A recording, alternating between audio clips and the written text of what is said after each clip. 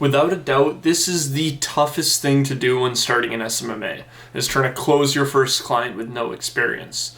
Yeah, cold calling is very hard and it's very difficult, but because there's no real rejection involved and you're not missing out on anything if they say no, there's a little less mental turmoil that comes with cold calling. When it comes to selling, you've got the money right there, and all you need to do is to just lasso it in and grab it. And the entire reason behind that is coming down to trust. You only buy something that you trust. I only buy an iPhone because I trust iPhone. That's just how it works. So when someone doesn't want to buy from you, most of the time it's not to do with your offer not being a $100 million offer. It's usually to do with the fact that you haven't demonstrated trust. And that always comes back to the lack of experience and the lack of case studies that you have. So it's a conundrum. How do you get someone to trust you when you haven't built up trust yourself? We're going to figure that out, and I'm going to tell you how. When I started trying to sell, and when I had my first 3 sales calls, 3 or 4, they were terrible. I mean, I was just telling them what I could do. I literally would bring up a PowerPoint and I would just go through everything that I offer. And that's boring. It's not inclusive, and you're not trying to find out more, you're just trying to make money. And in order for me to actually close my first couple clients, I had to reframe my mindset. I had to think, how can I help them? Well, what am I helping them with? I have to ask questions. And then my sales calls went from me talking about myself to me just asking questions. 90% of the call was asking questions. I found a script online, and the script helped me out a ton, and all it was just asking them questions about their goals, what they've tried, why it hasn't worked, and if they want to keep trying to make it work. And then tell them how you can help make it work to bring them to their goals. You can even ask them questions like what their goals are in 12 months, because when you know their goals in 1 year and you set them out a year-long roadmap, that is going to help so much convert that client into a sale.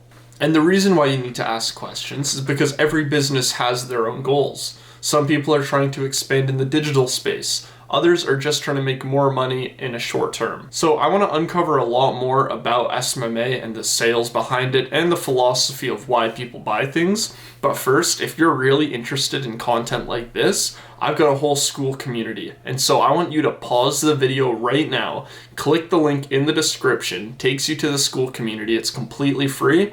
Join it because I'm going to be posting so much more content in there that's going to help you get your first client. And now this is the exact reason why case studies are so important. And I don't know why people overlook this. You see so many YouTube videos online of gurus telling you to get more clients, get more clients. None of them are telling you how to keep those clients and how to get more clients from that one client. So that's what you want to be focusing on. I know you don't have that right now, but keep that in the back of your mind that once you have case studies and once you have testimonials, your sales process is going to be completely different. You're not even going to be selling them. You're just going to be telling them the amount of effort you put in to get the results for your clients, and it's going to sell itself by then. So you need a long-term mindset. When you go into these sales calls and you're going to get rejected, I guarantee all you need is one client and then wait it out. Keep providing results for that one client, have that long-term mindset, and you will reach a ton of success.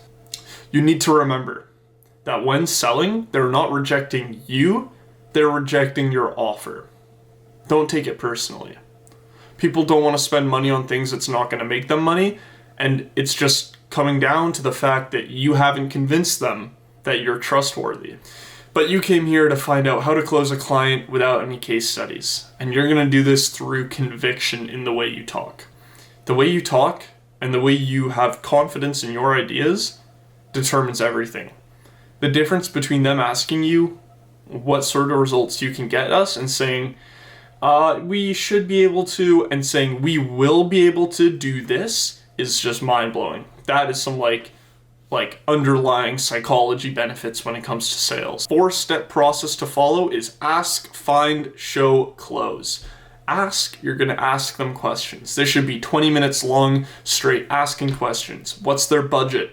What's their marketing looking like? What have they tried for marketing before in the past? What has worked? What has not worked? And then from there, you're going to be able to find out about their business. They've told you, and now you've got all the information. You just have to find out what the value skew is. Once you find the value skew, it's completely easy to construct an offer. Then you show them that. Before the sales call, build out a brief roadmap, and from their input that they're giving you on the sales call, take the points of value that you can add and add that to your roadmap. And tell them, look, this is what we're going to do over the course of 1 month, but if you want to work with me for a whole year, I've got that all planned out and it's going to reach you to your goals. Showing them that you have it all planned out and that you've already thought about this is huge when it comes to selling. They're not even going to be thinking about your past experience if you can blow them away with the value that you can show them. And then now is the close. The most important thing, when you're closing and you bring up the packages or the single price, as soon as you say, for example, my package offers 5 reels a week on Instagram, full Facebook ad management, including the copywriting, the creatives, the targeting, and the scaling, it will be $1,000 a month. And you just go quiet. You don't say anything. The first person to talk in that situation loses. Don't say, but maybe I can bring it down $200 or I'm doing 20% off. Just say the price and be quiet.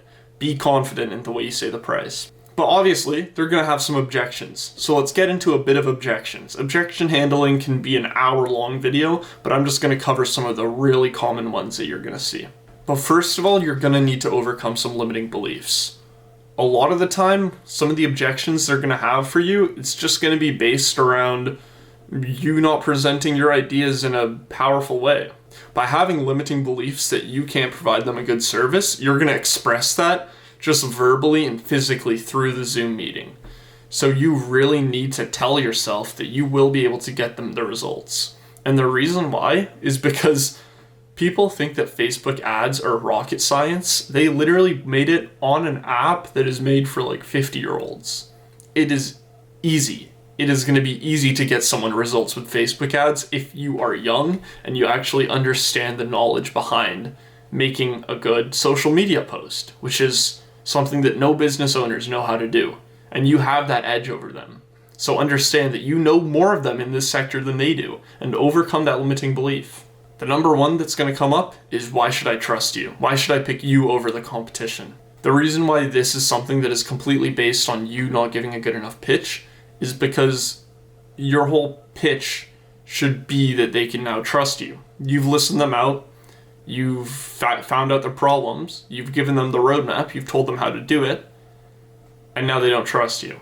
Obviously your pitch just wasn't good enough and you got to accept that. There's not a whole lot you can do there. You can recite some of the things you said previously, show them the roadmap, tell them you got it all planned out, but at the end of the day, if they say that, it's because you failed as a salesman. Now the second one is similar to trust. If they say, look, can I have some time to think about it? Can we reschedule another meeting? That is complete bullshit. That is what's called a smoke screen. They're just trying to get the hell out of the Zoom call because they don't want to buy from you. This is also related to trust, and because of that, you can be honest with them. Hey, look, John, I understand you probably don't trust me. I find that most of the time when people say that, it's not because they need time to think about it. It's because they actually don't trust me. So is there something that came off as unclear, or is there something that I can recover to help you understand my service more? There could be many more objections under the sun, but following a 3-step process when it comes to objection handling is super key. Number 1, acknowledge the objection. Resonate with them. Look, John, I completely understand, and that's a great question, actually. Saying something like that immediately puts it at ease. Number 2, ask them questions. Ask them a lead-up question. Why do you think that? Is there something I can clarify?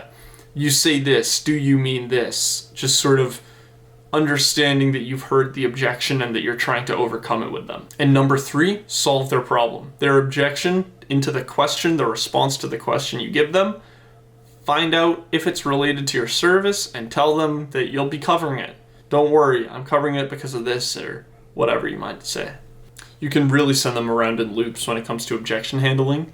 If they bring up something like they don't trust you or they don't like your service, well then simply, they've been dealing with this issue for so long, you've got the solution, you've got it all planned out. What more do they really need? From there, it comes from a lack of trust. But just keep sending them in loops by saying, you've dealt with this problem, I got the solution, do you want to get this done, yes or no? And if they say no then there's only so much you can do. Main thing you want to do is hit their emotional strings and be logical. Always back your statements up with logic, but at the same time, try to connect to them emotionally. What is it going to do for their life working with you? What is it going to do? Is it going to make it easier?